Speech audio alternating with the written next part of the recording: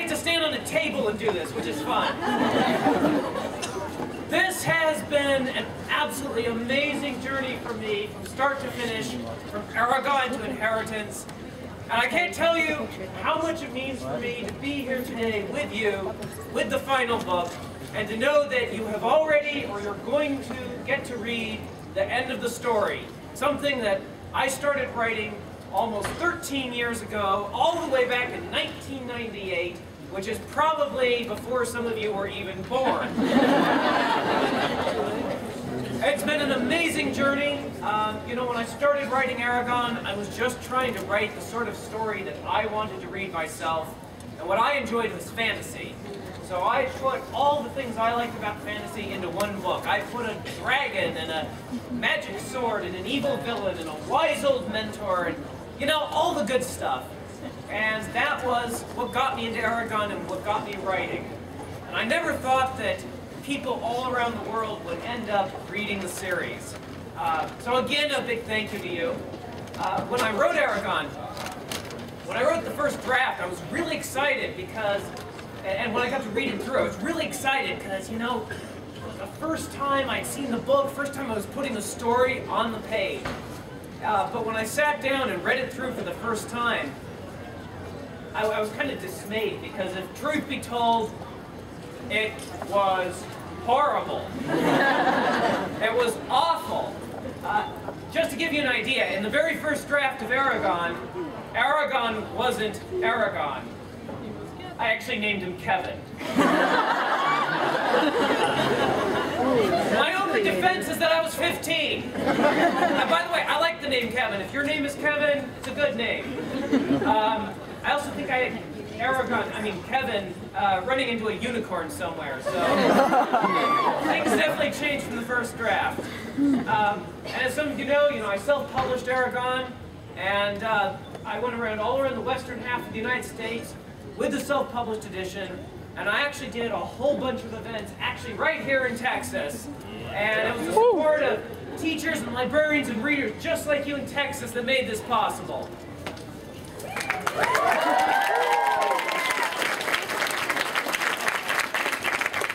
Eventually, Random House picked up Aragon, and then they, the rest, as they say, is history. I wrote Eldest, I wrote the third book, Brissinger, and now Inheritance. And I had some fun along the road as well. Right before I was about to go on book tour for Eldest, I was working in my room and, well, actually, I wasn't working. I was playing video games. I was playing a game called Jedi Knight Academy 2. And I was dueling with players from all around the world. We're fighting with lightsabers. And someone logged into the game using the name Aragon. And I said to myself, oh, I've got to fight this guy. So I went over to him and challenged him, and we fought. And the horrible thing is, he was better than me. And across the screen it said, "You have been killed by Aragon."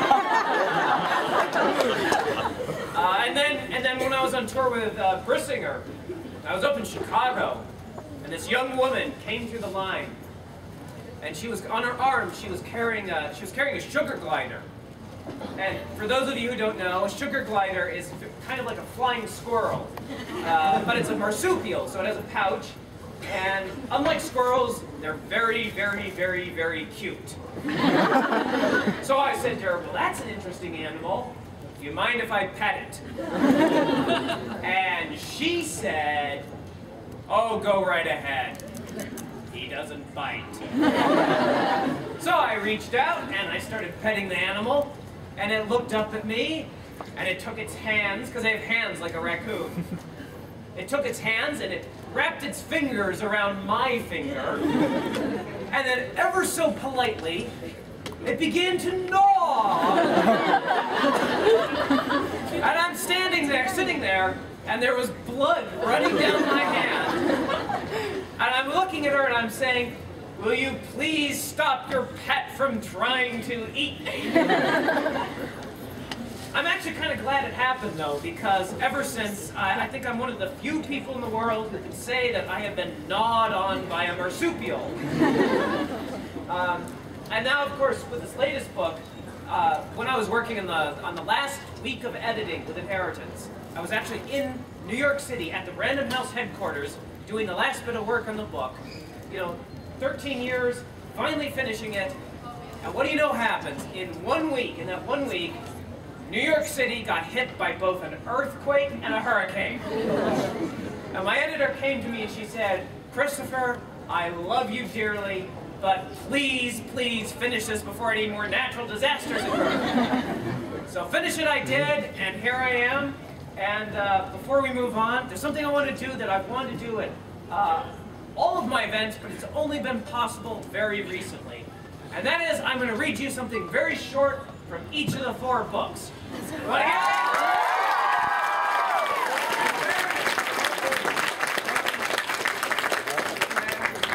Does anyone have a copy of Aragon here?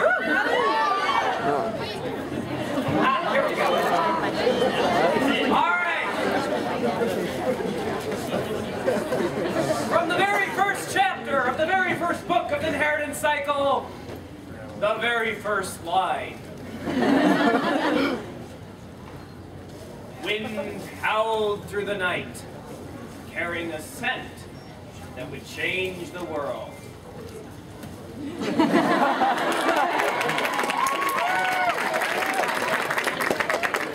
All right, book 2. One of my favorite parts of the language, excuse me, in this series was creating the languages for the book. One of the main ones I created, of course, was the elf language, the ancient language, which I based partially on Old Norse, which I thought gave it a good sound and feel.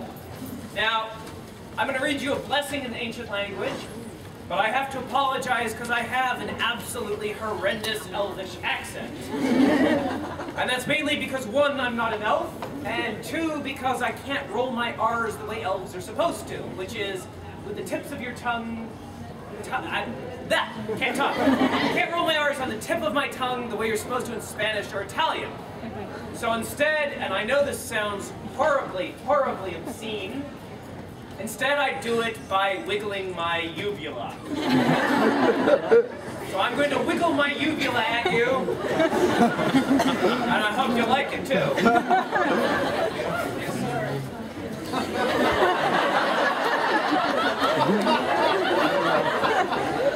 Can you tell I enjoy this? All right, here we go.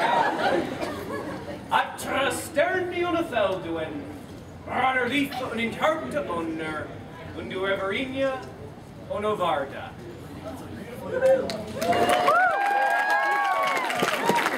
And now, one of my favorite language is the Dwarf language, because I didn't base it on anything, and it's a really meaty language. You can really sink your teeth into it. And unlike the ancient language, I actually have an excellent Dwarvish accent. And that's mainly because in Dwarvish, you are supposed to roll your R's by wiggling your uvula. So, let the wiggling commence. Form Rethkarach, Form Jürgen Carmeter, Nos Eta Gorath Bastardag, Dur Incesti Rak Kiffin, Yok Iswarv Aj Barzulagur, Dur Durgrimst Aj Schwelden Rak Anuin, Mog Tor Rak Jürgenbrad.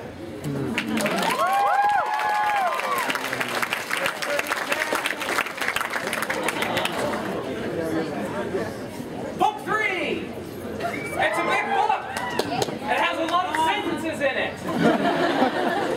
I'm rather fond of quite a many of these sentences, but I want to read you my very favorite sentence out of all these sentences. I'm very proud of the sentence. I think it exhibits great literary quality, and yes, I would have it engraved on my tombstone without any hesitation. So, you ready? You want to hear this? Die, puny human!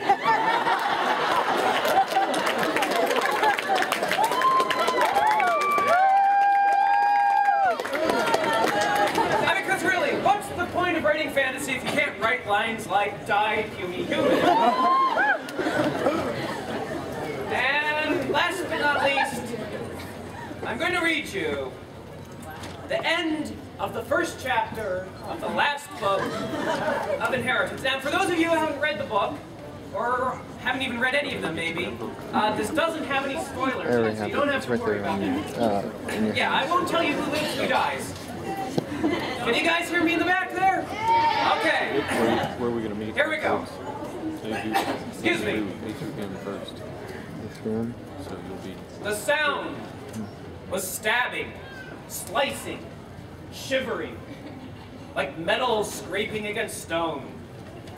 Aragon's teeth vibrated in sympathy, and he covered his ears with his hands, grimacing as he twisted around, trying to locate the source of the noise.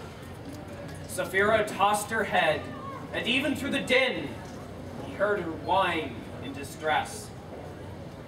Aragon swept his gaze over the courtyard 2 separate times before he noticed a faint puff of dust rising up the wall of the keep from a foot-wide crack that had appeared beneath the blackened, partially destroyed window where Blodgarm had killed the magician.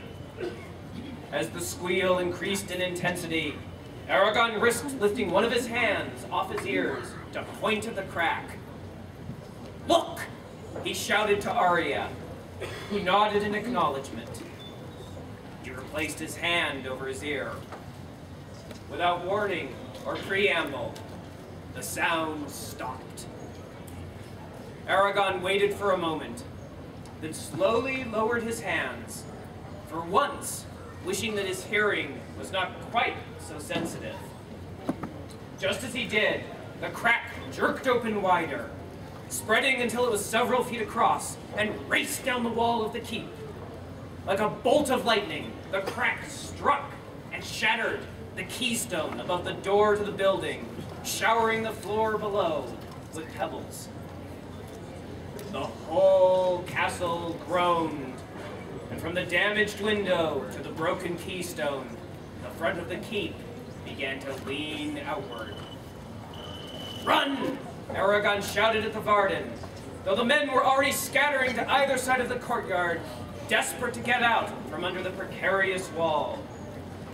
Aragon took a single step forward, every muscle in his body tense, as he searched for a glimpse of Roran somewhere in the throng of warriors. At last, Aragon spotted him, trapped behind the last group of men by the doorway, bellowing madly at them, his words lost in the commotion. Then the wall shifted and dropped several inches, leaning even further away from the rest of the building, pelting Roran with rocks, knocking him off balance, and forcing him to stumble backward under the overhang of the doorway. As Roran straightened from his crouch, his eyes met Aragon's, and in his gaze, Aragon saw a flash of fear and helplessness, quickly followed by resignation, as if Roran knew that no matter how fast he ran, he could not possibly reach safety in time. A wry smile touched Roran's lips, and the wall fell.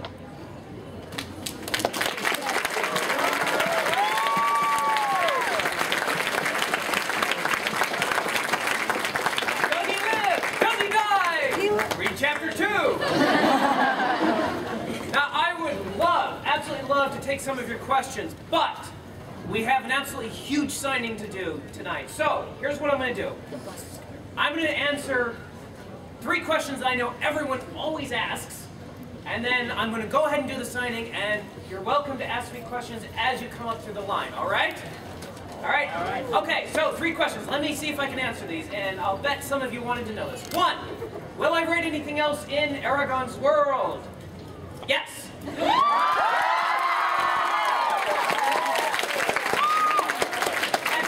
That said, I think I'm going to write some science fiction next, but I do intend to return to Alagasia and have lots more of Aragon-y goodness at some point. All right, question 2.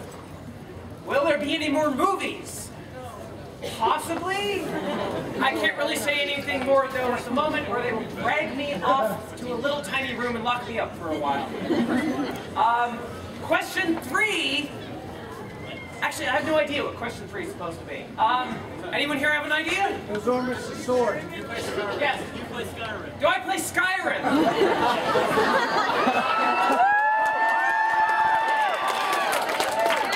Skyrim, I'm on book tour. I don't have time. Skyrim's waiting for me at home, and my sister, Angela, who's the basis of Angela the Herbalist. My sister Angela is busy taunting me with every phone call by telling me it is the best video game ever made. So, mind you, I still have Modern Warfare 3 and Battlefield 3 and Mass Effect 4. Assassin's Creed 4 all coming out. Alright, so I want to thank you guys for being here again. I want to get to the signing, but before we do, if I may, I would like to take a picture, you guys, so I can tell everyone what I've been up to. So on the count of 3, if you can shout Aragon, that would be great. 1, 2, 3. Aragon! And once more. 1, 2, 3. Aragon! All right, and as Aragon himself would say, Sioner Sverdar Sitya Havas. May your swords stay sharp.